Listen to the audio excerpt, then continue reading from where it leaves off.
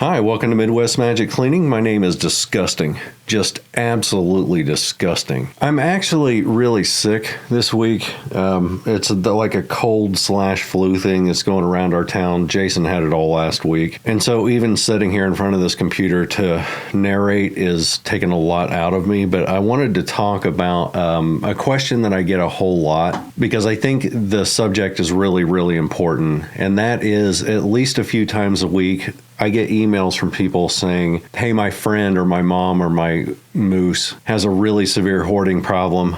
I don't know what to do about it anymore. How do I confront them? How do I help them? And I've never really dove into that subject in detail. And I think it's an important one because this is way more common than what you may think. And I think the very first thing that you have to understand is that this is treated much in the same way as an addiction. And I think that the first step in addressing this problem is not what do you do for them? It's what do you do for yourself? And that is understanding what hoarding disorder actually is. Like, for instance, you can't come to a friend and tell them you've got a problem with their addiction to alcohol if you don't understand that this isn't a choice that they're making, that this isn't just a matter of willpower. To understand that this is a mental disorder that needs to be overcome in many different ways and not just, hey, you should just stop drinking and then you'll be cured. That's not the way to handle it. That's not what alcoholism is. And it's the same thing with hoarding disorder. So you need to understand first that hoarding disorder is a disorder. It's a neuropsychological disorder. So there's a physical problem with the brain that has psychological outcomes, sort of side effects, if you will. In extremely simple terms, there are two lobes in the front of the brain. One deals with heavy emotional regulation, and the other deals with heavy decision making for like big decisions. And in a person who has hoarding disorder, those two lobes are kind of cross-wired a little bit, but they underneath a brain scan, they show extremely diminished activity. So it's why whenever you try to quote unquote fix a hoard for somebody, there will be a fight or flight response. They'll get extremely angry, or they'll say, well, you just deal with it. My feelings don't even matter. And then they'll just walk away. Hoarding disorder is not a matter of greed. There's an issue of control, and the actual hoarding is a symptom of the disorder. Now, because of that little quote-unquote crosswire, I just made little quotes in the air with my fingers, even though you can't see it.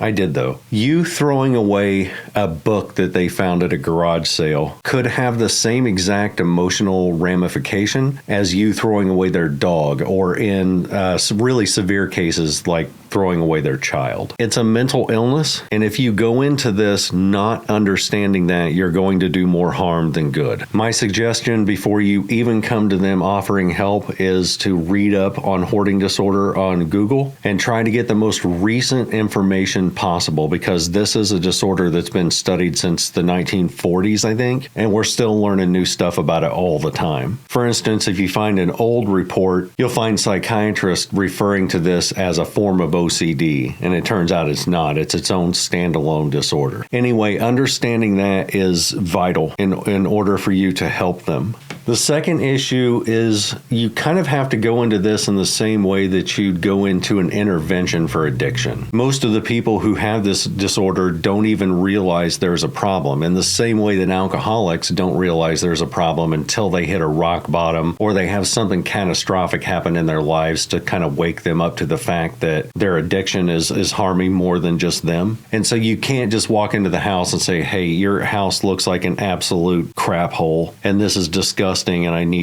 we need to clean this up. You need to get off your butt and start cleaning your house, and I'll help you doing that. That's more of an attack instead of a concern. And remember, control is a major, major issue with people who have hoarding disorder. So they're immediately going to push back and probably just kick you out of their life. Even if it's on a temporary basis, they're going to be like, get the hell out of my house. Who do you think you are? I'm living fine. I've never gotten sick. It's just stuff. So if you have a friend that you're concerned about, you need to kind of study up on the idea of interventions, because you're going to handle this with kid gloves. It's delicate. It's really, really delicate, and it's very difficult to find out how to come at them without sounding like you're accusing them of something or that you're blaming them. The way you're probably going to have to do it, depending on the personality of the person who you're going to help, is to wait for an opening. It is to go over to visit and wait for them to say, oh my God, my house, I'm so embarrassed about this. I got to clean this up this weekend. And even though you may have heard that 1,000 times, which is really, really common with hoarding disorder, that would be your window to jump in and go, oh yeah, that's cool. I was looking for something to do on Friday. I'll come over and help. We can put on some music and gab and clean up the kitchen. It'll be fun. However,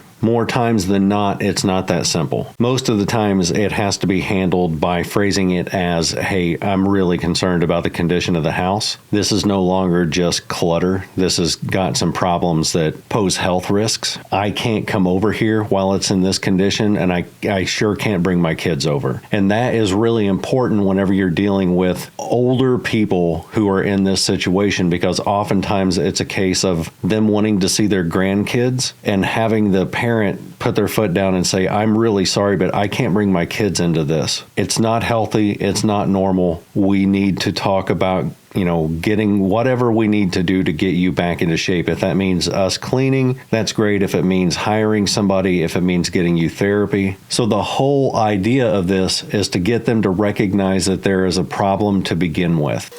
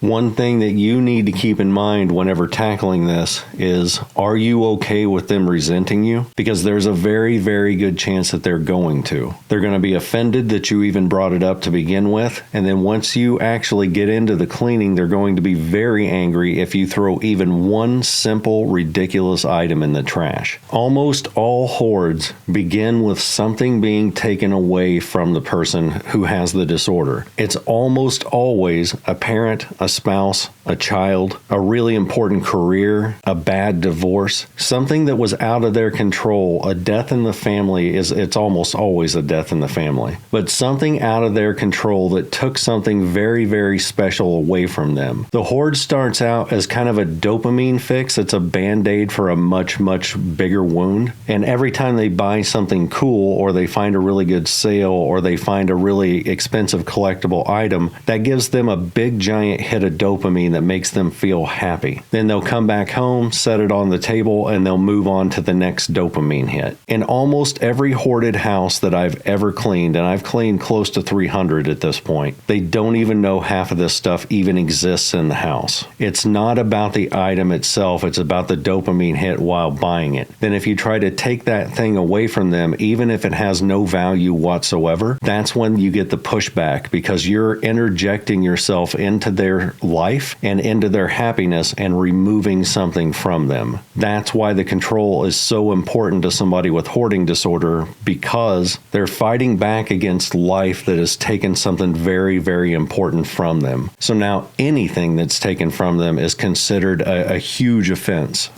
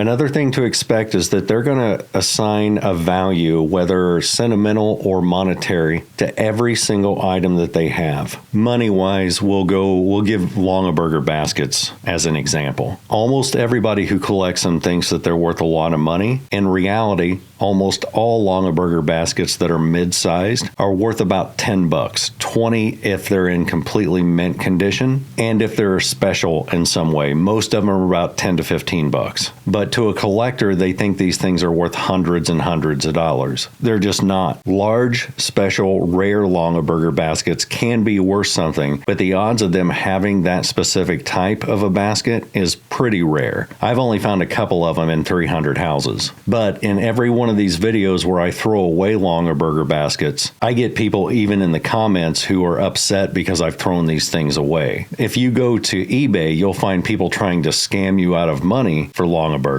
and increasing the value by 5 times what it's actually worth. But if you really dive in and start doing the research, in general, almost all Longaberger baskets are almost worthless. So you can take a single $5 basket from a person who has hoarding disorder, throw it in the trash, and they will think that you just thrown away a $200 basket.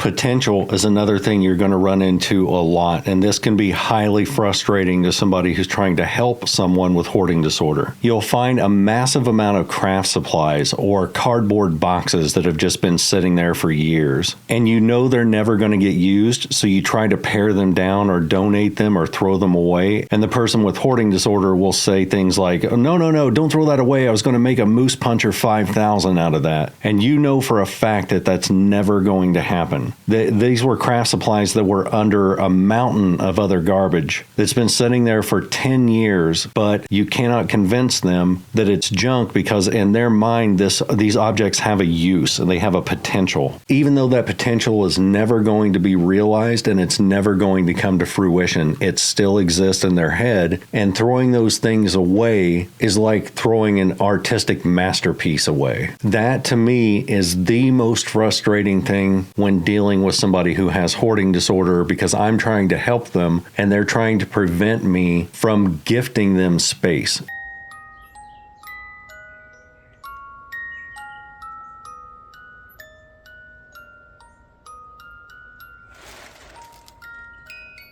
So there's oftentimes I will have to ask them, what do you value more? This $5 purse that you found at a garage sale or the space that it occupies? No, don't throw that VHS copy of Beverly Hills Cop away because it's worth $100. So you look it up and find out it's worth $3 to $7 and they still won't believe it. So you have to say, what do you value more? This VHS copy of Beverly Hills Cop when you don't even have a VCR and it already exists on streaming services?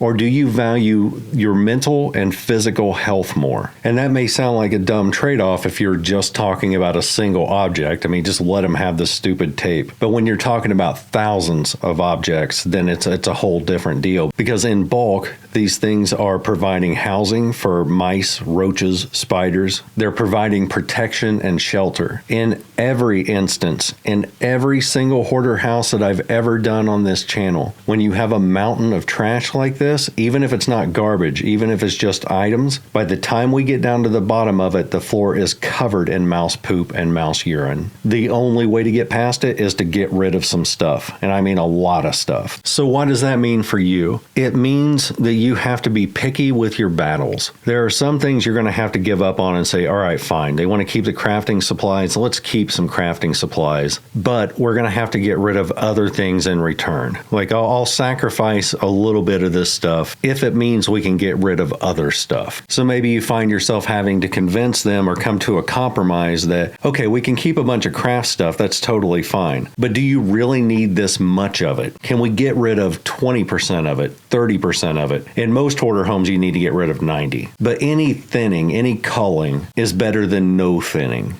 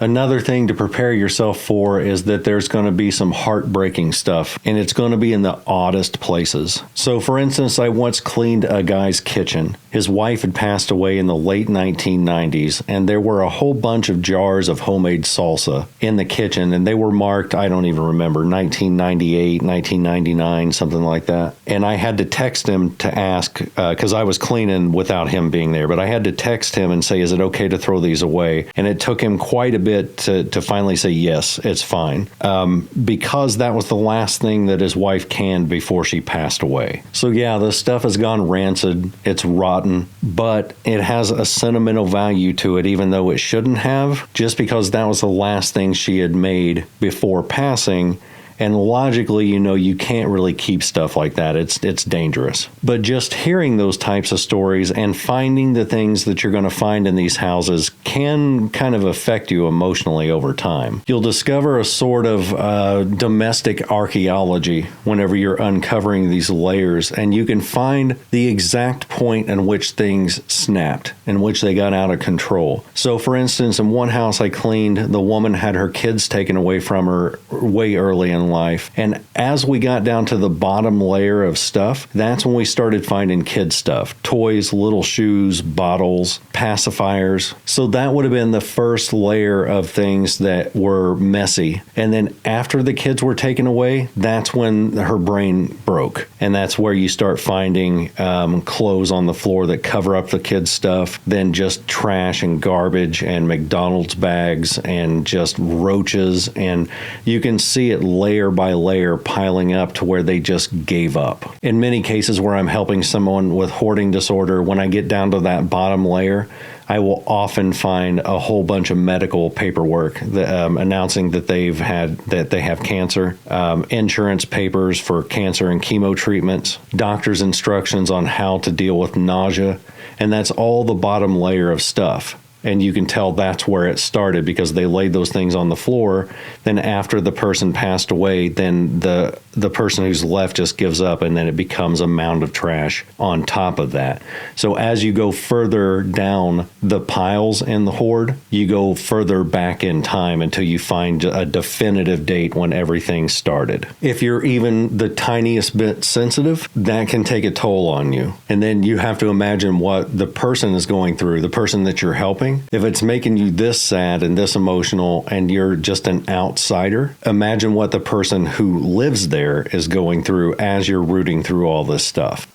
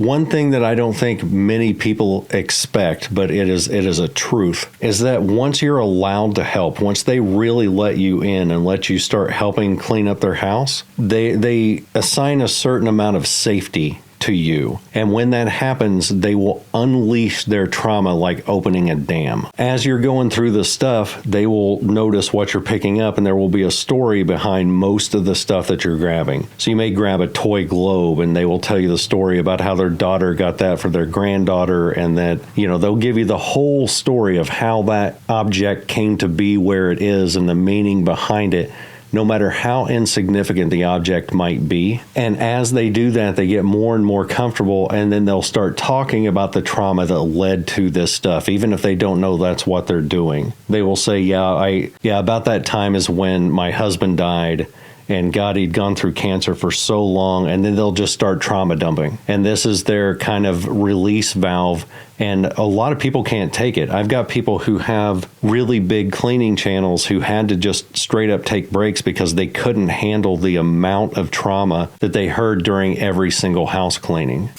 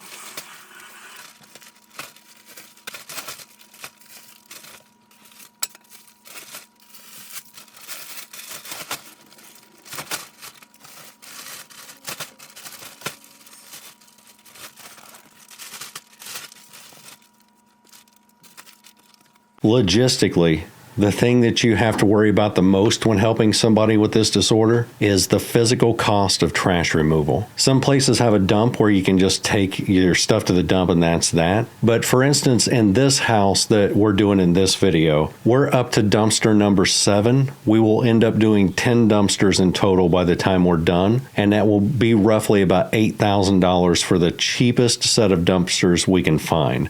They're about $800 each for 40-yard dumpsters. But even if you can't go that route and you're finding other ways to get rid of the trash, it is going to be expensive. People often comment that I must spend a lot of money on cleaning supplies for these houses, and I do, but it doesn't even come close to how much we spend on actual dumpsters and trash removal. Here's something hypocritical of me to say. When you're doing this stuff, you're going to want masks and you're going to want gloves. I have been guilty of not wearing those, and it's really dumb to not wear them. I would suggest wearing an N95 mask. That's really good at protecting against viruses and bacteria and just a lot of the particulates that get kicked up into the air, because even if you're not dealing with something toxic, once you go down to the bottom of the pile and you reach the floor, it's like a bag of chips where all the small particles settle on the bottom. And as you pick up trash and clothes and stuff, it's going to kick those particles up into the air. And again, even if it's not toxic, the next day you're going to wake up and you're going to feel like you have a full-blown cold because you're going to be nonstop coughing.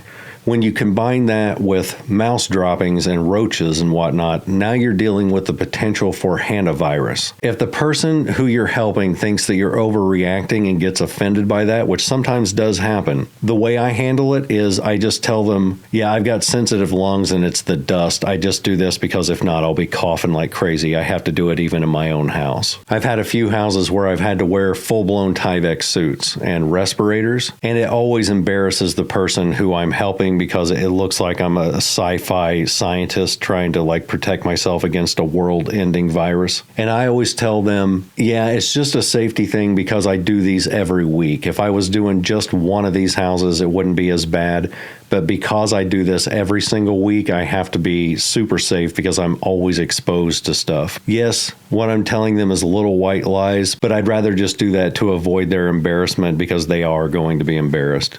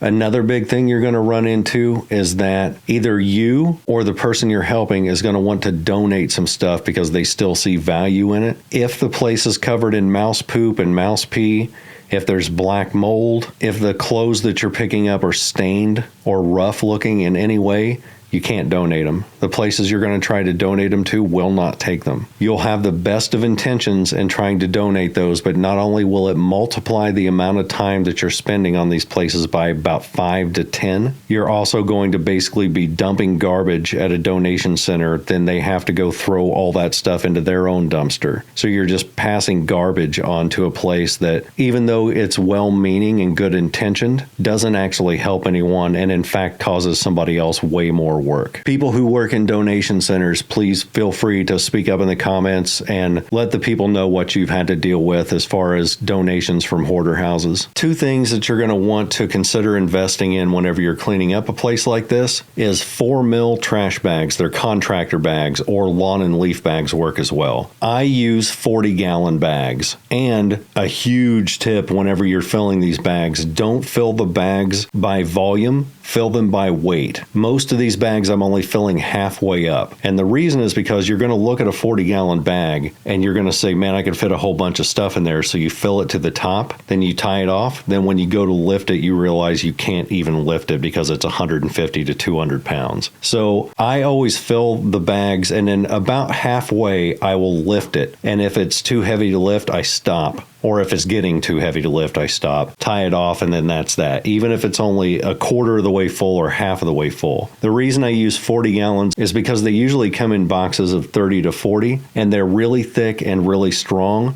Do not get the knockoff Dollar General type bags because you'll run into what I run into every time, where 5 or 6 of the bags will just split down the side because they're cheap.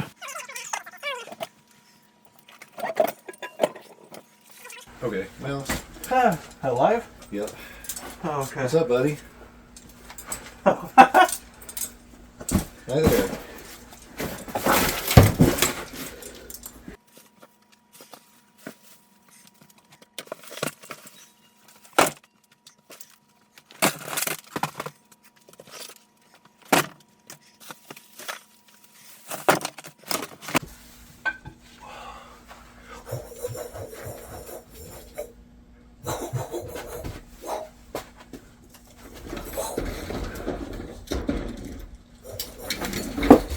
And if you're dealing with a house where the person still lives here, because like in this video, the person no longer lives here, this is an empty house, you'll want to get some tubs, but only get like 5, because you're going to think, well, I can get 20 or 30, which is going to be expensive to begin with. But as you're going through their stuff, you're going to run into more boxes and more tubs that you can use in their house. So I always start out with 5. And then as I'm packing things away and as I'm stacking up their stuff and organizing it, more tubs become available. Then if I need more, I can always go get more. But for the most part, if I start out with 5 or 6, that's typically all I'll need because things make themselves available the more you clean. I think the most important thing to keep in mind when you're doing this is that, yes, it is highly, highly likely that it's going to get back into this condition again, but you can't consider that a waste of effort. Hoarding disorder is a disorder, and it has about the same relapse rate as alcoholism or drug addiction. It's about a 90 to 95% relapse rate. There is every chance that you're going to spend a month cleaning up a house or a couple weeks cleaning it up, and then by the time you're done, it's going to look so great, and then you'll come over a month later and it will already be getting back into that condition again. 2, 3, 4 months later, it'll be hoarded right back the way it was before. I cannot stress enough, it is a disorder. People ask me about that all the time. Aren't you mad? Aren't you afraid that it's going to get back into that condition? Do you ever go back and check these places out again? And my response to that is always, no, I don't go back to the place. No, it doesn't make me mad that it's going to get into that condition again.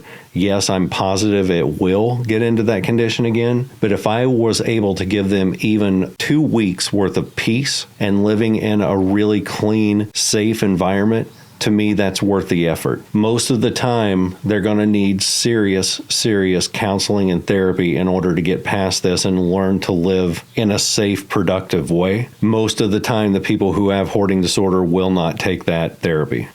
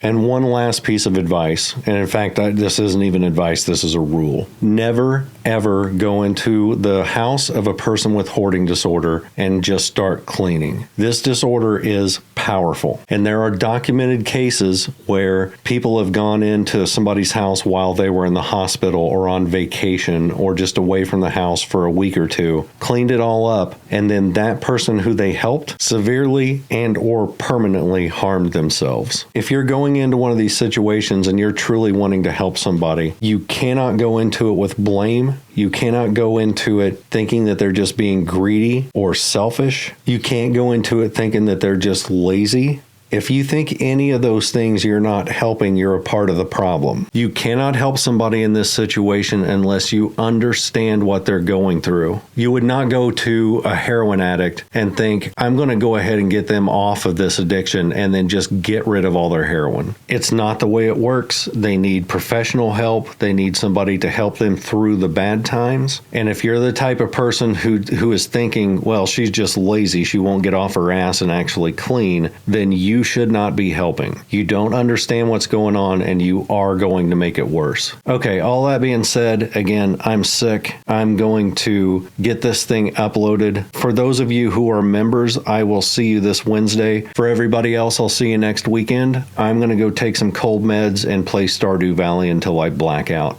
Later.